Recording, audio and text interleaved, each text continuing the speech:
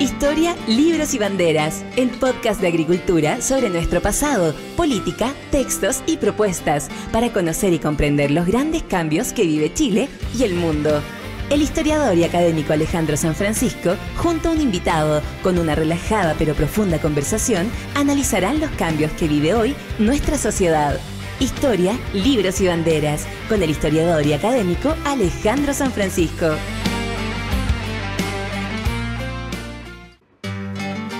Hola, ¿cómo están? Soy Alejandro San Francisco y estamos en nuestro nuevo programa Historia, Libros y Banderas.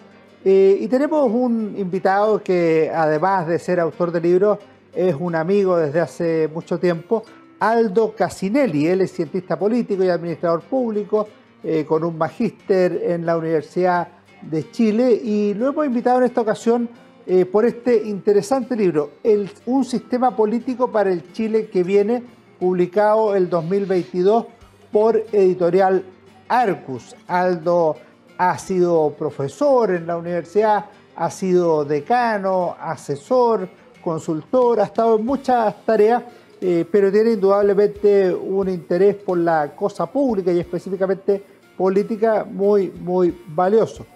Te agradecemos, Aldo, por estar acá. ¿Cómo estás, primero que todo? Muchas gracias por la invitación, Alejandro. Un gusto estar contigo y con todas las personas que nos ven, y a tu disposición para conversar del libro, de actualidad y de lo que a ti te parezca. Muchas gracias. Lo primero que te quería presentar es que el libro tiene un título que tiene algo provocador: un sistema político para el Chile que viene, en un momento en que se discute desde hace 3 años al menos cuál va a ser el Chile que viene.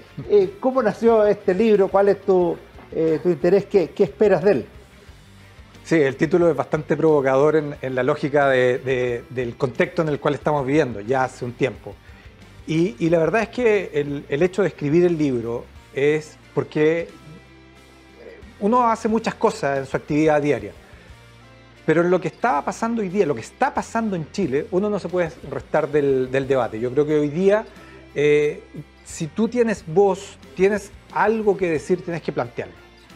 Yo creo que uno de los grandes problemas que hemos tenido en el último tiempo es precisamente que la gente se ha ido aislando del debate público y ha ido dejando que este espacio de discusión sea cooptado o capturado por ciertos grupos, y hemos visto lo que ha pasado en el último tiempo. Y por eso yo me atreví a hacer esto, y agradezco también tu apoyo en esta gestión para que el libro viera la luz. Creo que eso era fundamentalmente lo que estábamos tratando de hacer. Y te insisto, creo que no soy el único, creo que hay muchos que tomaron esta coyuntura para poner a disposición ideas, que en definitiva es lo que nos interesa. A ver, esto tenemos que debatirlo en función de lo que queremos decir, pero también de lo que estamos pensando. Por eso está esta lógica del futuro. No quedarnos pegados respecto del pasado, no quedarnos pegados respecto de lo que fue o de lo que pudimos ser, sino que hoy día tenemos una posición, estamos en una situación, pero miremos hacia adelante. ¿Qué es lo que queremos hacer de Chile mañana? En términos de sociedad, en términos de país, en términos institucionales. Y en el ámbito que a mí me corresponde.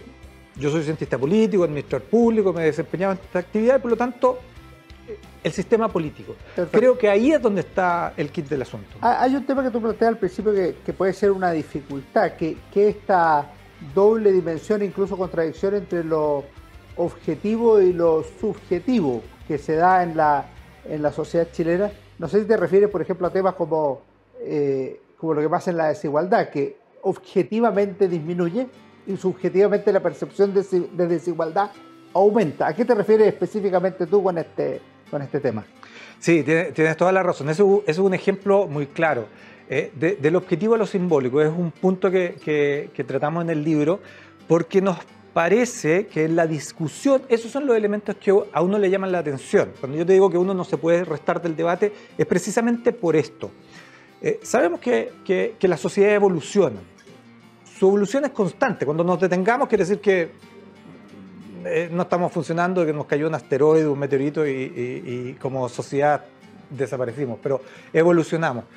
Pero esa evolución va a la par con lo que podemos ir haciendo.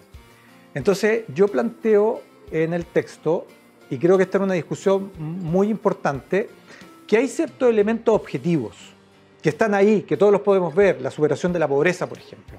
O sea, En 30 años, para poner este eslogan que durante un par de meses, de años se hizo patente, durante 30 años la pobreza bajó de sobre el 50% a menos de 10%. El ingreso per cápita se multiplicó por 5 y por 6. El coeficiente de Gini, para ir con el tema de la desigualdad, pasa de 0,55 a 0,45. El presupuesto público, es decir, las platas que maneja el Estado, pasan de 20 a 80 mil millones de dólares. El PIB chileno pasa de menos de 45 mil a más de 300 mil. Entonces, cuando tú ves estos elementos, la construcción de viviendas por año, hoy día tenemos un déficit habitacional enorme, pero en algún minuto este déficit habitacional estaba dado porque incluso la población chilena, acuérdate que discutíamos que se nos iba reduciendo. Hoy día la población chilena va aumentando y todo esto por el fenómeno de la migración, que va aparejado con otros fenómenos que no teníamos hace 3, 4, 5 años atrás. Esos son los elementos objetivos. Y sobre esos elementos objetivos se instaló esta lógica simbólica de decir, mire, todo eso que usted tiene ahí no vale nada. Y uno de repente dice, oye, perdón, pero si precisamente esto es la evolución de la sociedad. Cualquier persona entiende que uno va construyendo sobre lo que va haciendo en el pasado. Y eso es lo que a mí me deja esta lógica de la discusión que en algún minuto se instala en el país. Ahora ese es un problema que en la práctica es un problema de hecho, o sea, ya está instalado, ¿no? Que hay una diferencia entre los progresos objetivos que tú señalas con la percepción subjetiva de la población. Y eso nos lleva a otro tema que me llama la atención porque tú lo tratas transversalmente en el libro, no es parte de un capítulo específico, que es la crisis de la democracia, que es un fenómeno mundial. Yo aprecio en distintos capítulos, partes, que tú vuelves sobre ese tema y es un tema crucial, o sea, está en Estados Unidos parcialmente, en América Latina, por cierto, que es el área donde más te refieres, en Europa ha habido problemas, y tú citas índices como el Latinobarómetro y otros. ¿Cómo ves tú el tema de la crisis de la democracia o sencillamente son cosas también que son parte de la marea de la historia nomás? No, tienes toda la razón. Esto también tiene que ver con los elementos por los cuales la motivación para escribir el libro. La democracia representativa como tal, uno plantea, y no soy yo, hay múltiples autores que están planteando que tiene una crisis en la distribución del poder, que es definitivamente lo que hace la democracia representativa. Y ahí es donde está. Es más, tanto es así que ciertos sectores hoy día hablan de las democracias iliberales. ¿Y qué es la democracia liberal? Es un concepto muy elegante. Liberal con una I adelante de liberal. Exactamente. Y liberal. ¿Y qué es esto, Alejandro? No es más que la tendencia hacia regímenes autoritarios, dictatoriales, totalitarios. En definitiva, es la concentración muchos de ellos del nacidos poder. en el seno de una misma democracia. Ese es el punto. Entonces, la democracia sirve para acceder al poder, pero la van vaciando desde adentro. Entonces, los mismos elementos, y por eso que la democracia tiene esta práctica que permite a ciertos sectores que son contrarios a la democracia acceder al poder y destruirla desde su interior. Ya no es un golpe de Estado, la toma del poder de una sola vez, sino que ir socavando la institucionalidad. Y ahí tenemos un proceso que es permanente y que en Chile lo hemos visto desde finales de la década del 90 y que fue permanente, socavando las instituciones, la confianza respecto de las instituciones, más allá que hay una crítica real a la incapacidad de resolver ciertos problemas. Es decir, aquí no queremos ocultar que sí hubo un elemento que se llama esclerosis institucional, que está planteado también en el libro, que es la incapacidad de ir resolviendo ciertos problemas. Pero estos grupos se enquistan en el poder, utilizan los mismos mecanismos y van socavando. Yo planteo la desinstitucionalización, que la vengo planteando hace mucho tiempo. Esta desinstitucionalización, que es socavar precisamente la institución. Si tú te fijas hoy día, la confianza que tenemos en el sistema político, en la misma democracia, ¿a qué nos lleva? A un proceso de desdemocratización. Es decir, tenemos menos democracia. Y hoy día esto lo estamos viendo no solamente en Chile, sino que en muchos países alrededor del mundo. Ahora tú dices que eso, si miramos por arriba, la democracia sería como el telón de fondo de la forma de vida en sociedad. pero también hay temas prácticos. Por ejemplo, tú dedicas harto espacio a las coaliciones, a la organización de los partidos políticos, que obviamente no es lo mismo tener un sistema político democrático con 2 partidos, 3 partidos, 4 partidos, que tener uno con 20. No es lo mismo organizar una coalición fácilmente mayoritaria con 2 partidos, u obviamente mayoritaria con 2 partidos, que una donde el presidente prácticamente es imposible que tenga mayoría si hay 6, 8 o 10 partidos. ¿Por qué son tan importantes las coaliciones en el régimen de gobierno, cualquiera que este sea? Mira, interesante ese punto y tanto es así que lo veo en 2 partes del texto, el tema de las coaliciones, porque lo que uno visualiza es la fragmentación del poder. Y ante la fragmentación del poder, lo que uno plantea es que tú tienes que juntar distintos sectores políticos para lograr gobernabilidad, que es lo que interesa en definitiva. Es decir, y aquí es donde nos centramos. Gobernabilidad y estabilidad del sistema político. Y esa gobernabilidad y estabilidad no se da en un sistema fragmentado como el que estamos teniendo hoy día. Solo para darte un dato de la causa, en Chile, hoy día, en la Cámara de Diputados tenemos 21 partidos con representación parlamentaria. Tenemos 3 movimientos y tenemos diputados independientes. ¿Tú te imaginas lo que es gobernar? O sea, lo estamos viendo. Esto, y esto no es nuevo, no es de este gobierno, le pasó al gobierno anterior y le pasó al gobierno... llevamos por lo menos 3 periodos desde el cambio binominal. En esta lógica, exactamente. Y ahí tenemos un gran problema. Y por lo tanto, lo que yo planteo es que esta difícil combinación entre régimen presidencial y coalición es la que te permite gobernar. O sea, esta es como la solución que uno ve frente a esta realidad, porque uno tiene que actuar en función de la realidad. Me gustaría tener un mundo ideal, pero no funciona, y por lo tanto yo tengo que ver qué es lo que está pasando en esta realidad. Y esta realidad es que el sistema político está fragmentado. ¿Cuál es la solución para esto? Es el tema de las coaliciones. Y ahí hacemos un análisis comparado en el texto entre Chile, Uruguay y Argentina. Y vemos cuáles son las condiciones, porque tenemos dos sistemas que funcionan relativamente bien, el caso chileno y el caso uruguayo, y uno que claramente no funcionó, que es el caso argentino. Y vamos viendo cuáles son esos elementos que te ayudan a darle gobernabilidad y estabilidad al sistema bajo coaliciones, pero en regímenes presidenciales. Recordando que las coaliciones son fundamentalmente de regímenes parlamentarios. Estamos conversando con Aldo Cassinelli en este primer fin de semana de abril. Para cerrar este primer bloque, Aldo, quería plantearte un tema que me pareció aparentemente contradictorio o contradictorio, de hecho. Página 58. Las coaliciones están compuestas por partidos políticos cuyo interés es distribuir los beneficios de alcanzar el gobierno. Y luego tú, en la página 90, dices: la gente ve en las organizaciones político-partidistas unas instituciones que no pretenden el bien común, sino organizaciones de beneficio más bien particular. Pero ese sería el fin de los partidos al alcanzar el gobierno, por distribuirse los beneficios. Entonces, al final, los partidos en las coaliciones, por cumplir su objetivo o tarea, son mal percibidos por la sociedad. A lo mejor ese objetivo tan pedestre de distribuirse los beneficios y alcanzar el poder debiera ser un poco más generoso desde el punto de vista de los objetivos de los partidos políticos y de las coaliciones. Sí, y tienes razón, esa contradicción está en la primera parte, la teoría, y en la segunda parte que tú lees, la práctica. En el último tiempo es la lógica del poder por el poder. Los partidos políticos son organizaciones que disputan el poder político. Ese es su objetivo, o sea, no tienen otro objetivo, no han sido diseñados para otro fin, que es disputar el poder político, y cuando acceden al poder político, se reparten el poder. Ese es el punto 1. Lo que pasa es cuando se reparten el poder, ¿para qué? Y aquí yo te diría que, a propósito de lo que te decía al inicio del por qué escribir el libro, tú disputas el poder, te organizas, te juntas con otros para formar un partido político, porque tienes ideas, porque tienes una lógica de sociedad, porque tienes valores y principios que quieres imprimir en esa sociedad. ¿Y cómo la imprimes? A través de las políticas públicas.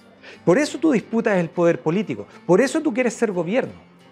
¿Te das cuenta? Y cuando tú llegas al gobierno, tienes el poder político y diseñas políticas públicas, se supone que teóricamente tú impregnarías esas políticas públicas con tus principios y valores. Ahora, tú puedes hacerlo en términos generales o en términos particulares. Mira, yo quiero esto solo para mí y los míos. Yo quiero esto porque estoy construyendo una sociedad que está impregnada con estos principios y valores. Yo creo que esa discusión es una discusión que cierto sector, sobre todo de la izquierda en Chile, y te diría que la izquierda mundial lo tiene mucho más arraigado que los sectores que son más liberales o que están más a la derecha. Yo creo que aquí hay una ausencia de esta discusión respecto de cuáles son esos principios y valores que quieren imprimir en términos de políticas públicas. Porque solamente la discusión de esto de la libertad, que es muy importante, pero es el único principio que se va a desarrollar en términos de políticas públicas. Eso, objetivamente, si uno mira, ha habido un achatamiento del debate público en los últimos tiempos, si lo comparamos, por ejemplo, con lo que fue la transición a la democracia. Pero ahí ya volveremos. Vamos a hacer un pequeño alto y volvemos en Historia, Libros y Banderas, esta interesante conversación con Aldo Cassinelli. Ya volvemos. En CMPC llevamos un largo camino fortaleciendo nuestro trabajo, lo que nos ha permitido desarrollar distintas iniciativas junto a comunidades, por ejemplo, con la recuperación de un árbol extinto o el restablecimiento de agua potable en zonas rurales, la conexión del turismo y cultura a través de una sola ruta, o también el desarrollo de envases reciclables y amigables con el medio ambiente. Son esos y otros desafíos los que hoy nos permiten creer en el valor de las soluciones inspiradas en la naturaleza. CMPC, creando valor natural. Conoce más en cmpc.com. Seguimos conversando con Aldo Cassinelli en este primer fin de semana de abril, el sistema político para el Chile que viene. Aldo, entre los múltiples temas que trata tu libro, hablas del sistema político. ¿Cuáles serían los componentes del sistema político que son relevantes a considerar a la hora de tomar definiciones? Más aún cuando, si bien vamos a volver sobre este tema, cuando estamos viviendo un proceso constituyente que podría redefinir el sistema político chileno, aunque los bordes lo agotaron bastante el tema. Sí, mira, este libro fue escrito en el proceso anterior, en el proceso rechazado. Entonces, esta lógica de hacer un poco de pedagogía en esa parte del texto donde uno explica cuáles son los componentes del sistema político, porque a uno le da la impresión que ciertas personas en el debate constitucional, como digo yo, fracasado, no lo entendían muy bien. Entonces, por eso yo planteé el libro en un tono casi de manual en esa parte. ¿Por qué? Porque se confundían muchas cosas. O sea, se hablaba del sistema político como si fuera el sistema de gobierno. Es decir, de repente tú tenías la confusión entre si estaban discutiendo el sistema político o estaban discutiendo del régimen presidencial o parlamentario, que es un componente. Hablaban del sistema político y de repente estaban hablando del sistema partido. Entonces, de repente hablaban del sistema político, pero en realidad estaban hablando de los check and balance, o de los pesos y contrapesos del sistema, o de los organismos que hoy día el Estado, la misma sociedad a través del Estado ha construido para equilibrar el poder de ciertas instituciones que toman decisiones relevantes en términos políticos, como el Banco Central, como la Contraloría General de la República, como el Consejo para la Transparencia, pero también como organizaciones de la sociedad civil, como la organización intermedia, como la libertad de expresión. Entonces, todos estos elementos, me estoy alargando, no son todos componentes del sistema político, pero uno veía esta discusión y uno quedaba bien asombrado de cierta, y lo voy a decir sin pedantería, pero falta de conocimiento. Gracias, Alejandro, gracias, porque iba a decir una palabra mucho más fea, pero esa ausencia de conocimiento teórico-conceptual, que es lo que nosotros tratamos de hacer. Y para contestarte específicamente, lo que ustedes van a encontrar en el libro son ciertos elementos que componen el sistema político, que el sistema de partidos, que es clave, y por eso que me repito a la pregunta que hacías antes respecto a las coaliciones, es clave el sistema partido. Después el sistema electoral, el sistema de financiamiento, que son derivadas, y el régimen político, si es presidencial, es parlamentario. ¿Por qué? Porque esos son los elementos que te permiten distribuir el poder. O sea, acuérdate que parte de la discusión, en algún minuto, se hablaba de eliminar el Poder Judicial. Entonces tú decías, ¿de qué estamos hablando en esta discusión? O sea, ¿qué es lo que estamos diciendo? Ahora, eso no es propio de las revoluciones. Si tú haces una revolución, lo lógico que quieras cambiar las instituciones fundamentales. O sea, la Revolución Francesa trató de acabar con la Iglesia, acabó con la monarquía, creó nuevas cosas. La Revolución Bolchevique hizo exactamente lo mismo y creó un poder nuevo.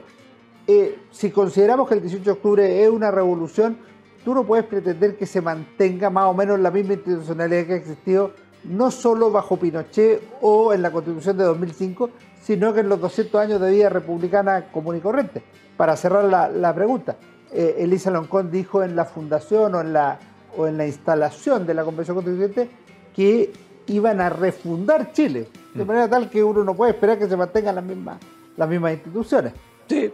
Ahora fracasaron en eso. Completamente de acuerdo, y por eso te decía al inicio que uno de los motivos para escribir esto era copar ese espacio, un espacio que en cierta forma le había quedado libre a un sector político o un sector social que durante los últimos 20 años había prácticamente copado en términos de discusión el debate intelectual en esta área. Que en realidad es bien paradójico porque el otro sector, de donde yo provengo, también hay mucha discusión. Lo que pasa es que no se hacía visible, ¿no? Yo creo que en los últimos 4 o 5 años la cantidad de libros que se han escrito es impresionante, o sea, con la ayuda y orientación en la cual tú también participas con mucho esfuerzo y mucho empeño. Pero precisamente la gran paradoja es que la revolución aquí se hacía por la vía institucional. Es decir, tan a la chilena era que le dimos un marco. Le dimos un marco para que la revolución se realizara, para eliminar el Senado, para eliminar el Poder Judicial, para inventar una nueva democracia a nivel mundial, que iba a ser, como ellos mismos decían, paradojal, porque íbamos a marcar nuevos paradigmas a nivel mundial en la distribución del poder. Y por eso había muchos ojos puestos en esta discusión en Chile. Porque insisto, esta no es una discusión que se está dando en Chile. Nosotros de repente somos muy hacia adentro, pero esto es una discusión que se está dando en el mundo. Cómo se distribuye el poder, cómo los distintos grupos sociales hacen ver sus necesidades, sus demandas y se distribuye esto. Aldo, hay un capítulo que se refiere a los sistemas de gobierno, el sistema presidencial, el parlamentario y el semipresidencial. Antes de entrar en ellos, ¿qué define a un sistema de gobierno? Bueno, es quién concentra el poder. Eso es básicamente. Yo siempre hablo del poder porque en definitiva la ciencia política, su objeto de estudio es el poder. Y en los regímenes políticos, todo lo que hemos estado viendo en el último tiempo es precisamente quién detenta el poder y cómo ese poder se utiliza y cuáles son los pesos y contrapesos para controlar ese poder dentro de la sociedad. El régimen presidencial es un poder único. Uno podría hacer historia y recordar por qué surge el régimen presidencial. Acuérdate que en el sistema presidencial por antonomasia es el norteamericano y el que reemplaza a un rey. Y por lo tanto tiene ese poder. Pero a ese poder se le contrapesa con algo. Y ese contrapeso es el Congreso. Entonces, sí, tiene mucho poder, pero tiene algo que va limitando y va controlando. Pero no es un poder absoluto. Ese poder, exactamente. Y ese es el elemento relevante. Los parlamentarios, por ende, sería el Congreso o Parlamento, como se llame en el respectivo país. Así es. En el tema del régimen presidencial, ¿cuáles serían las cosas que lo hacen funcionar mejor y cuáles serían sus limitaciones? Porque tú te refieres a eso. Esto sin perjuicio de que sabemos que un sistema funciona mejor en un país y no funciona en otro. O sea, sería absurdo que Inglaterra diga ya vamos a instalar un sistema presidencial porque ha funcionado bien en Estados Unidos, o viceversa. Los países pueden tener sistemas distintos y los dos tener un grado de funcionamiento razonable. Sí. En el caso chileno, y yo, si bien no lo digo abiertamente en el texto, porque el que lo lee puede sacar sus propias conclusiones, pero sí, aquí contigo y con nuestros amigos que nos están viendo, yo creo que el régimen presidencial en Chile genera una articulación mucho mejor respecto del poder. Y es por nuestra... ¿Tradición constitucional? experiencia. Sí, la tradición constitucional, pero la tradición constitucional recoge nuestra práctica histórica. Entonces, claro, la Constitución, el derecho, va recogiendo estos elementos históricos. Esta lógica del poder unívoco, y lo que vamos agregándole son estos elementos que van contrapesando, sean a través del Congreso, pero también es a través de la regionalización en su momento, la descentralización, como llaman hoy día. O sea, pasamos el proceso de regionalización iniciado el año 73-75, incluso con la reconfiguración territorial o político-administrativa del país, donde se divide el territorio nacional y que hoy día, con 13 regiones, que hoy día se agregan 3 más para completar las 16, se va haciendo de esa manera. Ahora, yo insisto en la lógica de un poder presidencial al cual tú le puedes exigir, pero ese también necesita tener ciertos elementos con los cuales pueda gobernar. Ahí tiene que ver las coaliciones y los partidos. Y exactamente, volvemos a esa lógica. ¿Por qué? Porque si tú tienes un Congreso que está altamente fragmentado y que no tiene la posibilidad de llegar a acuerdos, ¿por qué?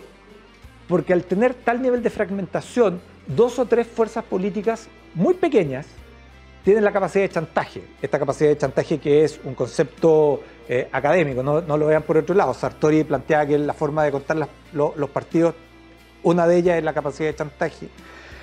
Y por lo tanto, esa capacidad de chantaje, cuando está muy fraccionado el sistema, es muy alta. Es decir, muy pocos pueden llevarse un premio muy alto para llegar a acuerdos. ¿Ah? Entonces, esos elementos son los que creo que hay que revisar en un futuro sistema político para Chile. Ahora, en el caso chileno, eso no solo habría que revisarlo, sino que habría que hacerlo con cierta urgencia, porque evidentemente la fragmentación en los 21 partidos que tú decías en la Cámara de Diputados es algo que se hace insostenible en el tiempo, o no es tan dramática la situación. Es absoluto. Es más, Alejandro, nosotros veníamos conversando hace mucho tiempo con muchos sectores políticos, porque esto es transversal. O sea, esto que estoy hablando es de la práctica política y da lo mismo quien está gobernando. Da lo mismo el sector político, si es de izquierda, de derecha, si es la coalición A o B. La incapacidad de gobernar se ve materializada frente a este fraccionamiento. Por lo tanto, antes del 18 de octubre del 2019, veníamos conversando con otras fuerzas políticas que consideraban esto un problema, el fraccionamiento del sistema político. Y que, como tú bien recordabas, se da cuando se termina el régimen binominal, el sistema electoral binominal. Si a eso le agregas un sistema electoral, le agregas un tema de financiamiento, vamos generando incentivos para que se creen organizaciones políticas partidarias que no necesariamente, y ese es el segundo, tú me hacías una pregunta, el segundo elemento práctico de, ¿sabes qué? Yo a lo mejor mi interés no está dado por el fin último, que es el bienestar social o el bien común en términos de sociedad, sino que de la organización de la cual yo participo. Y lo digo abiertamente, en la formación de pequeñas instituciones políticas de beneficio particular y no colectivo.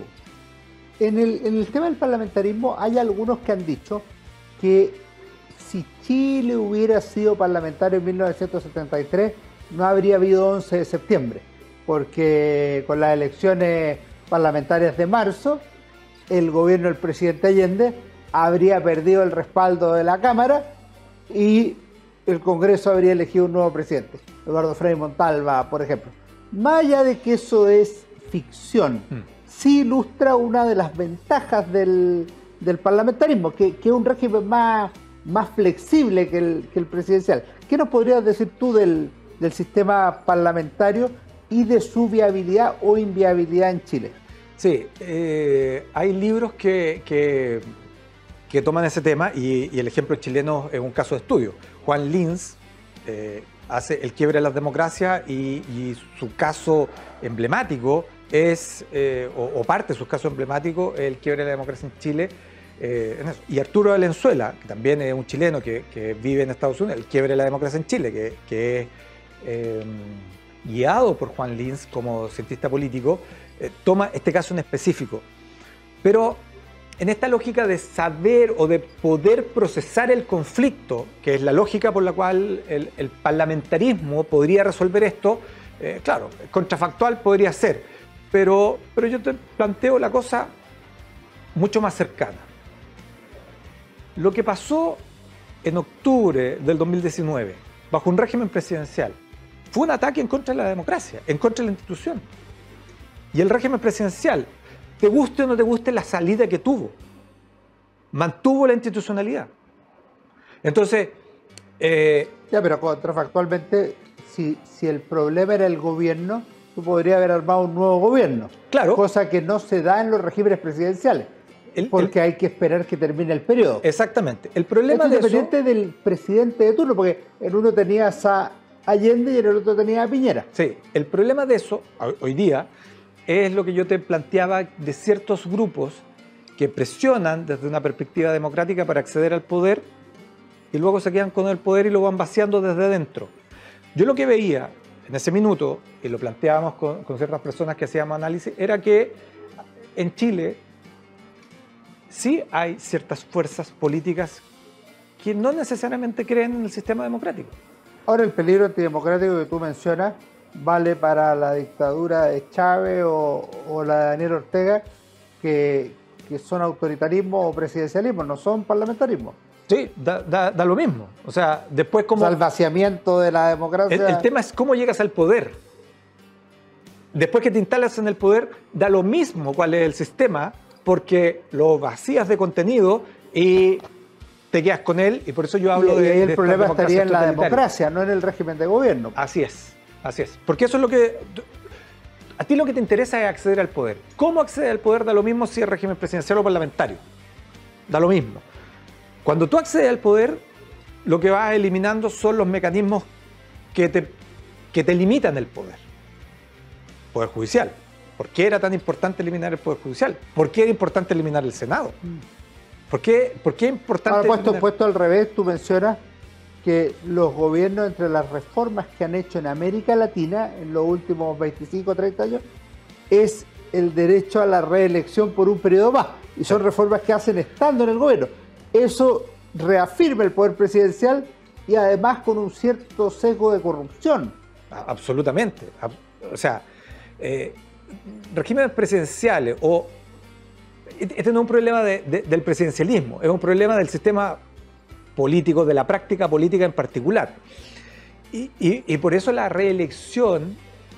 Hay dos problemas en Chile, la reelección y el vicepresidente, pero concentrémonos en la reelección. En América Latina es muy perjudicial. ¿Por qué? Porque el Estado, es decir, la administración del Estado por parte del presidente es muy fuerte en países como América Latina. En el caso chileno tenemos una fuerte tradición primero de control estatal, por eso te hablaba de la tradición más allá del tema legal, o la legalidad recoge la tradición y la práctica. Pero en otros países latinoamericanos no funciona tan legal o institucionalmente. Pero así como nosotros pensábamos que estallidos sociales no iban a haber en América Latina o saltarse la institucionalidad no era una práctica en Chile, nos dimos cuenta que sí suceden esas cosas. Sí hay partidos que no les interesa distribuir el poder a través de las elecciones. Vamos a ir a eso luego de una breve pausa y seguimos con Aldo Casinelli. En CMPC llevamos un largo camino fortaleciendo nuestro trabajo, lo que nos ha permitido desarrollar distintas iniciativas junto a comunidades, por ejemplo, con la recuperación de un árbol extinto o el restablecimiento de agua potable en zonas rurales, la conexión del turismo y cultura a través de una sola ruta, o también el desarrollo de envases reciclables y amigables con el medio ambiente. Son esos y otros desafíos los que hoy nos permiten creer en el valor de las soluciones inspiradas en la naturaleza. CMPC, creando valor natural. Conoce más en cmpc.com. Vamos a nuestro último bloque de conversación con Aldo Casinelli sobre el sistema político del Chile que viene, un tema del mayor interés, considerando que ya llevamos un buen tiempo del proceso constituyente, a través del comité designado por el Congreso Nacional, pero también porque estamos en plenas campañas políticas para elegir el próximo 7 de mayo, es decir, en un mes más, a los consejeros constituyentes. Lo primero que te quería preguntar es algo que tú esbozaste en algún minuto sobre el 18 de octubre del 2019. Mirado desde la perspectiva de los trabajos que tú haces sobre sistema político, régimen de gobierno, crisis de la democracia, ¿qué ocurrió ahí? ¿Cómo podría haberse evitado desde el punto de vista institucional? Mira, se ha escrito mucho, yo creo que se va a seguir escribiendo mucho más respecto del malestar y explicar el malestar como el gran catalizador del estallido. Malestar hay, incapacidad de solucionar las demandas de la población también. O sea, esos son los elementos objetivos, cuando hablamos del objetivo a lo simbólico al inicio de la conversación. Pero no me cabe duda que sobre eso, que es real, también hay algo adicional que venía dándose, y ya hace un tiempo, que es de ciertos sectores que no están necesariamente de acuerdo con la democracia. No les interesa. Y aquí son ahora, múltiples. Cuando tú dices no están con la democracia, todos en Chile dicen que están con la democracia. ¿Qué sería ese no están con la democracia? Mira, para entenderlo. Hay sectores políticos, pero también hay otros sectores que para su funcionamiento necesitan tener un espacio de inestabilidad, de ingobernabilidad, en los cuales son ellos quienes controlan el poder. Estos sectores políticos son los que nosotros por lo general analizamos y sabemos que han tratado de acceder al poder o, como he planteado más de alguna ocasión, yo creo que hay una cierta izquierda más radical que, habiendo estado en el poder durante mucho tiempo, se sintió, cuando lo perdió la primera vez que gana el presidente Piñera, sintió que moralmente la derecha no estaba capacitada para gobernar y que solo había democracia en la medida en que ellos estaban en el poder. Punto 1. Punto 2, accedieron al poder en el segundo gobierno de la presidenta Bachelet y realizaron ciertos cambios que eran más profundos, pero se dieron cuenta que institucionalmente el país era más lento para hacer esos cambios. Por eso cuando tú hablabas de hacer la revolución, sí, una revolución desde dentro, la convención era eso, era hacer la revolución. ¿Cómo llegaron a eso? Presionando el sistema de tal forma que crearon una crisis. Y aquí, cuando se habla del estallido, del 18 de octubre, no nos podemos engañar de que ahí hubo una crisis institucional. O sea, la democracia estuvo en riesgo. Y en los días siguientes, si bien el acuerdo por la paz y la nueva constitución fue un acuerdo institucional, es una respuesta a que 3 días antes todos los partidos de la oposición, desde la democracia cristiana hasta el Partido Comunista, dicen que de hecho se ha impuesto un proceso constituyente en la calle. Es decir, lo fáctico gobierna a lo legal o institucional. Alejandro, es tanto eso que si tú ves cómo se terminó gobernando, acuérdate que un senador hablaba que de facto teníamos un régimen parlamentario. No, presidente del Senado, ni más ni menos. Teníamos un régimen parlamentario de facto. Entonces, cuando tú dices, hay un ataque a la institucional, claro que hubo un ataque a la institucional. Hubo un socavamiento de las instituciones permanente durante mucho tiempo, claro, a través de la desconfianza. Eso uno no puede ser ciego y no puede negar que hubo una incapacidad de resolver problemas en áreas de salud, en el área de pensiones, en el área de educación, en el área de vivienda, en el área de seguridad. Y permíteme detenerme un instante en este punto, porque creo que también el sistema político, queriéndolo o no, voluntariamente o no, genera el espacio para que instituciones, organizaciones delictuales tomen el control del país o tomen el control de espacios dentro del país. Y eso no lo podemos negar. Hoy día el crimen organizado como tal tiene espacios de poder y territorios cooptados, donde el Estado no existe. Entonces, la violencia que vimos posterior al 18 de octubre, que se hizo permanente, es una violencia que existía en el país, pero que estaba escondida en ciertos sectores, pero que se fue acrecentando en el tiempo. Entonces, si el sistema político no es capaz de limitar esa violencia, de volver a tener la coerción legítima o el uso legítimo de la fuerza, vamos a tener un problema, y un problema que solo va a ir en aumento. Entonces, tenemos un problema político por un lado, y tenemos este otro problema de control de la seguridad como tal, a través del Estado. Aldo, tú dices que hay una serie de problemas sociales no resueltos, está este problema de seguridad. En el ámbito político, ¿qué reformas debieran o deben hacerse desde el punto de vista institucional? Porque tú dices, mira, hay 21 partidos políticos, debiera haber menos. Bueno, pero para eso tiene que haber una reforma. O cambia el sistema electoral que haga muy difícil que los partidos chicos ganen, pero eso puede ser poco democrático. O pones un umbral, como en Alemania, que es el 5% que tienen que tener los partidos políticos. ¿Cómo ves tú esa discusión y qué 2 o 3 reformas institucionales relevantes harías para el régimen político, más que para el régimen de gobierno, sino que el conjunto? Bueno, lo que tú has planteado, y no son antidemocráticas, al contrario, son de fortalecimiento democrático. Es decir, tener umbrales para los partidos, para la representación de los partidos, es un elemento clave, y lo tienen prácticamente todas las democracias. Lo que pasa es que aquí, cuando se hicieron las reformas, se bajaron a tal punto precisamente por la presión que existía, porque llegamos a esta lógica del buenismo, de que todo lo que tenía que ver con el tema político y que iba a ponerle limitaciones, era malo. Era malo. Entonces, un sector político prácticamente, la centroderecha como que se entregó a esta lógica del buenismo. ¿Ah? Entonces yo creo que ahí hay que volver y decir, ¿sabe qué? Aquí hay un problema institucional que no es que usted sea malo, no es que sea antidemocrático, es que usted tiene que fortalecer la democracia. Y para fortalecer la democracia no puede tener la fragmentación que tiene hoy día. ¿Cuál sería la reforma? Y esa reforma tiene que ver con disminuir la cantidad de partidos políticos, poniendo umbrales mínimos de participación en la formación política. Ya tenemos 21 con representación, pero tenemos 27 en formación.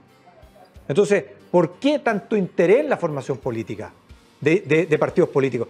Tienes que poner limitaciones. ¿Por qué? Porque eso es lo que te permite darle gobernabilidad al sistema y resolver políticamente las demandas de la población. ¿Y en los poderes del Estado, en el Ejecutivo, en el Legislativo, has pensado en alguna reforma que se pueda hacer que sea relevante? Bueno, el tema de las asimetrías del poder entre el Poder Ejecutivo y el Poder Legislativo, ahí hay ciertos elementos. Pero hay un elemento que yo te diría que es tanto más importante como esto del sistema político de equilibrar los poderes. Es que el sistema de gobierno, el Ejecutivo, tiene que gobernar el Estado. Y ahí sí tenemos otro inconveniente. El Estado que tenemos hoy día es un Estado que está relativamente anquilosado. Es lo que se denomina... Fuiste muy generoso. Es lo que se denomina la esclerosis institucional, que tiene un correlato político, es decir, la incapacidad de ponerse de acuerdo para resolver los problemas, pero a la vez tiene un correlato práctico, que es que una vez resuelto el tema político, el Estado le cuesta mucho resolver los problemas en términos políticos. Y esos dos elementos son graves. Ahí yo entraría con mucha fuerza a resolver esos dos elementos. Y el tercero es uno que a mí me parece que es necesario, que hoy día es imposible gobernar, o es muy difícil gobernar con un partido. Y por eso yo hablo del tema de las coaliciones. Las coaliciones. Y las coaliciones son necesarias, pero tienes que tener coaliciones con partidos políticos sólidos, reales, que tienen representación. Hoy día tenemos si tú miras las coaliciones, hoy día y hace 5 años, parecidas, si bien con cambios respecto a hace 20 o 30 años, hoy día hay mucho más díscolos que al comienzo de la democracia en Chile, en cada una de las coaliciones y dentro de los partidos. ¿Por qué eso se premia? Porque el sistema electoral te premia el ser díscolo, el tener una voz disonante respecto de tu propio sector político. Entonces, la democracia necesita los partidos políticos, sin lugar a dudas, pero los partidos políticos también tienen que ser partidos políticos que representen y que tengan alguna capacidad institucional de representación. Hoy día pareciera que esos dos elementos no están, pero el sistema electoral también es relevante para evitar que un parlamentario en un distrito con el 0,5% de los votos, del porcentaje de votos, hay parlamentarios que son electos con menos de lo que es electo un concejal. Claro. Y está en el Congreso. Eso no puede ser. Entonces, sistema electoral, sistema de partido y el sistema electoral son dos reformas absolutamente necesarias para el Chile que viene. Cuando uno mira el problema, de repente surge esta sensación de que Chile es una excepción. Esto fue matizado, quebrado con el 18 de octubre. Pero ¿cómo ve el tema en América Latina? Porque en realidad cuando uno ve el problema de manera más amplia, siempre llega la sensación, o cuando uno va a congresos internacionales, nos dicen ustedes de qué se quejan si Chile está muy bien. Chile, Uruguay, Costa Rica, los tres como que andan mejor. Sí, seguimos siendo... iba a ocupar otra palabra, pero me acordé de una entrevista previa al estallido que ocupó esa palabra y un oasis. Menos de... tuvimos un estallido, así que no voy a ocupar esa palabra. Chile sigue siendo una excepción en términos institucionales, pero nuestras instituciones están debilitadas y hay que actualizarlas y hay que hacer cambios. Es decir, esto es como tenemos una oportunidad hoy día y ocupémosla como tal, de hacer una adecuación institucional para lo que viene. Y no resolvamos los problemas de atrás. Propongámonos qué es lo que necesitamos hacer hacia adelante. Chile ha hecho muchas reformas institucionales en estos últimos 30 años, 35 años. Y por eso he admirado, no solamente en América Latina. O sea, el 2002, en un gobierno socialista, se hizo una reforma que se llamó de responsabilidad fiscal. Lo hizo el ministro Izaguirre y el presidente Lagos. En un momento en que Chile necesitaba recursos. Entonces, se estaba endeudando. Y por lo tanto hizo una reforma de responsabilidad fiscal y que no era más que decirte, mire, yo voy a gastar más hoy día como Estado, por lo tanto voy a tener un déficit, pero cuando tenga superávit, voy a pagar mi déficit, voy a gastar lo mismo que estoy gastando hoy día. Es decir, hacer políticas contracíclicas. Eso fue muy criticado, Alejandro, por la izquierda sobre todo. Sí. Porque ¿cómo era posible que en el boom de las materias primas... Era muy neoliberal. Claro, o sea, ¿cómo se te ocurre hacer eso? Si estaba entrando plata, gastemos. Entonces, bueno, ¿qué es lo que pasa? ¿Qué es lo que le pasó al resto de los países de Latinoamérica? Gastaron con el boom de las materias primas, el petróleo, el cobre, la soya. Gastaban. De repente esos precios no son permanentes y cuando esos precios bajaron, las políticas las tuvieron que cortar, contracíclicas. O sea, ellos hicieron políticas procíclicas, tenían más plata, gastaban más. Chile hizo una política contracíclica. Mantuvo. ¿Qué es lo que le permitió esto? Le permitió que cuando fue la crisis del subprime 2008, el 2011, a ese gobierno, que era también un gobierno socialista, tener un déficit del 17% en un año y gastarse esos recursos. ¿Qué es lo que le permitió a Chile el 2020 y 2021, en plena pandemia, tener recursos para resolver los problemas y entregarle plata a la gente? Directamente. Estas políticas solo se desarrollaron en países desarrollados, solo se implementaron en países desarrollados como Europa. El estándar OCDE. Aldo, se nos está yendo el tiempo y quería preguntarte una cosa que hago con todos los invitados. Sugerencias de lectura, yo te lo había avisado y veo que vienes muy preparado, porque no solo vienes con un sistema político para el Chile que viene de Aldo Cassinelli, sino que vienes con una serie de libros ahí además de distintas orientaciones. Sí. ¿Qué nos puedes recomendar a los auditores? Tú ya mostraste este libro. El tuyo. Que lo recomiendo. Está en Busca Libre, en las librerías, están en varios lados. Exactamente. Pero mira, y tú estás acá y eres responsable también de este texto de Camila Morán. Cecilia Morán. Y lo traje por dos motivos. más allá que mi madre me quitó el libro para leerlo.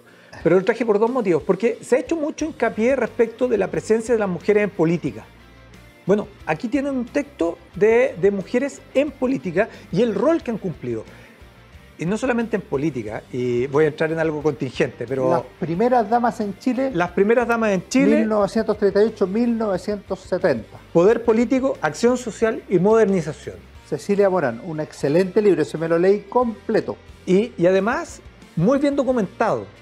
Muy bien documentado, es una historiadora, es un libro muy interesante. Y además el último año se ha vuelto tema de actualidad por esto del fin de las primeras damas. Es que iba para allá, precisamente, por eso me interesó mucho cuando salió este texto, porque se estaba discutiendo, ustedes saben, todo lo que tenía que ver con las primeras damas, la institución de las primeras damas, que a cierto sector no le gusta.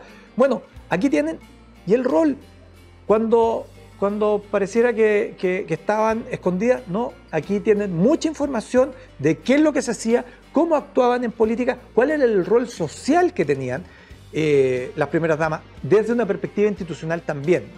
Si se dan cuenta, el tema institucional es muy importante. ¿Qué más trae? El segundo texto, La revancha de los poderosos, Moisés Naím. Ensayo político. Hablamos mucho del tema de las democracias liberales. Bueno, tenemos cómo se toman el poder, cómo vacían de contenido las instituciones y cómo pasamos de una política de electores a una política de fans. Me gusta mucho el texto de Moisés Naím porque además es la continuación de otro libro que tiene que ver con cómo se pierde el poder, que es otro texto, que es el texto anterior de Moisés Naím, que es la debilidad del poder. Bueno, aquí la revancha de los poderosos es cómo han ido cooptando, cómo se han ido capturando el poder. Está muy interesante, también mucha información. Y si me permite, Alejandro, adelante. Traje otro libro que no tiene nada que ver. Una novela, por lo que veo. Pero yo sé que quienes nos están mirando tienen la pasión por la lectura. Sí, se han recomendado muchas novelas en este programa. Entonces yo dije, no puedo hacer menos, y traje este texto, que es muy chiquitito, que es Seda, de Alessandro Barico. Es un texto breve, te diría que de una sutileza en la forma de escribir de Barico, de una elegancia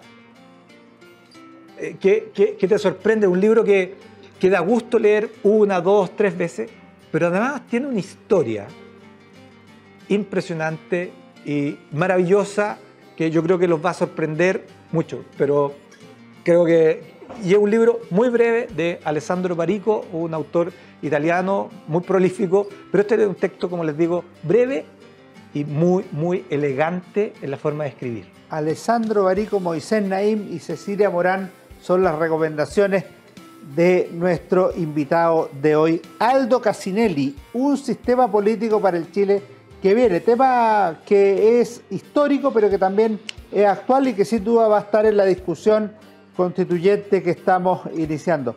Aldo, te aprovecho de dar las gracias, ha sido un excelente programa y por supuesto vamos a estar en contacto en muchas actividades en el futuro. Espero que le vaya muy bien al libro porque creo que es un aporte a la discusión pública. Muchas gracias, Alejandro, muchas gracias a todas las personas que presentes y a los que nos están viendo. Y por cierto, libro disponible, como dijo Alejandro, en la librería y en Busca Libre. Un gusto, muchas gracias. Así cerramos nuestro programa y volvemos luego con la recomendación del libro de la semana. Que estén muy bien, nos vemos en Historia, Libros y Banderas y que tengan una muy feliz Semana Santa la próxima semana. Nos vemos. Hola, en Historia, Libros y Banderas, el libro de esta semana es de Pierre Rosanvallon, El siglo del populismo. El catedrático francés, politólogo, historiador muy destacado, trata uno de los conceptos fundamentales de la política contemporánea, no solo en Europa, sino que también en el mundo entero por las crisis de las democracias.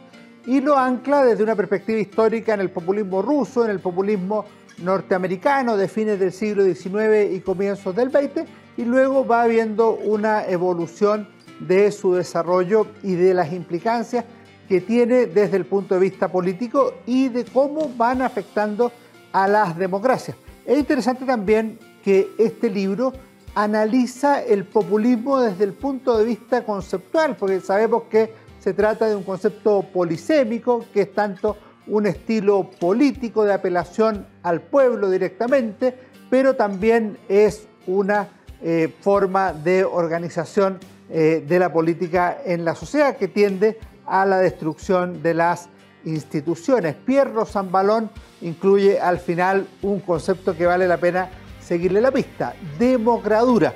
Yo creo que es una buena lectura para introducirse a un tema a veces mal comprendido, pero muy relevante. Populismo en este siglo de Pierre Rosanvallon, el siglo del populismo, editorial Galaxia Gutenberg.